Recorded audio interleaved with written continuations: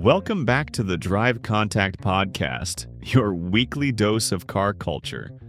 Today we're delving into a contentious new trend that is fundamentally changing what it means to own a vehicle: the shift to subscription features.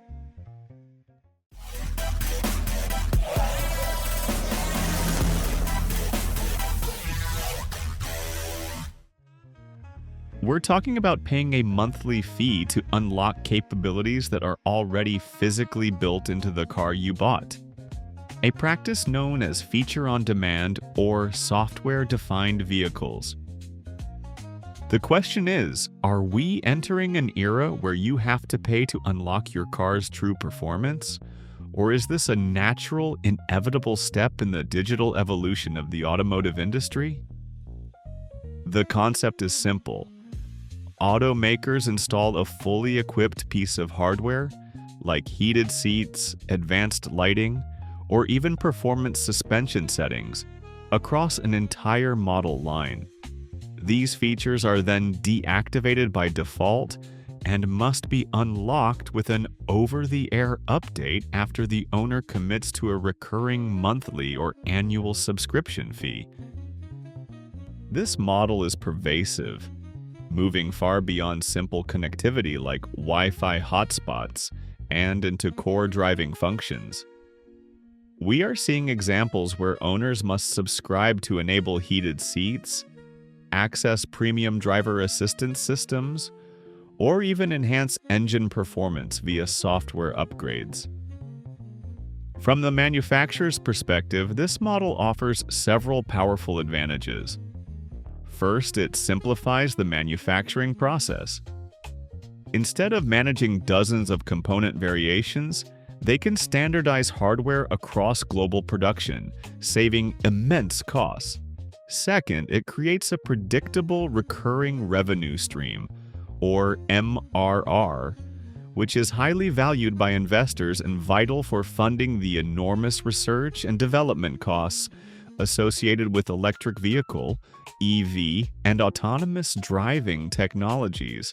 Finally, it allows consumers to trial features before committing, potentially leading to increased adoption of high-tech functions.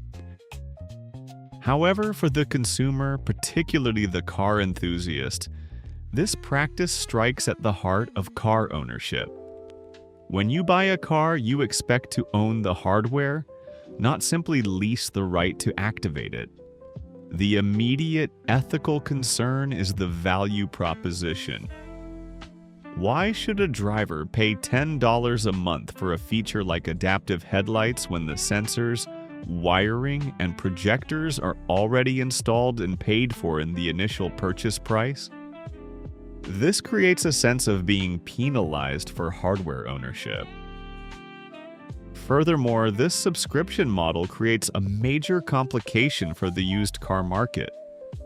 The resale value of a car with premium hardware can be diminished if all the digital features are immediately locked for the second owner, requiring them to start paying subscription fees just to restore the functionality that was advertised on the vehicle. This undermines the traditional concept of residual value based on installed equipment, and shifts the value entirely into the realm of intangible software licensing. This debate is fueling a fierce discussion about consumer rights and digital ownership.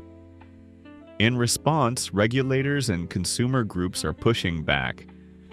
The argument is that performance features are inherent to the vehicle's design and should not be perpetually restricted. For the automotive industry to maintain consumer trust, transparency is crucial. Buyers need to clearly understand what they are purchasing outright versus what they are effectively renting. The ultimate challenge is finding a balance.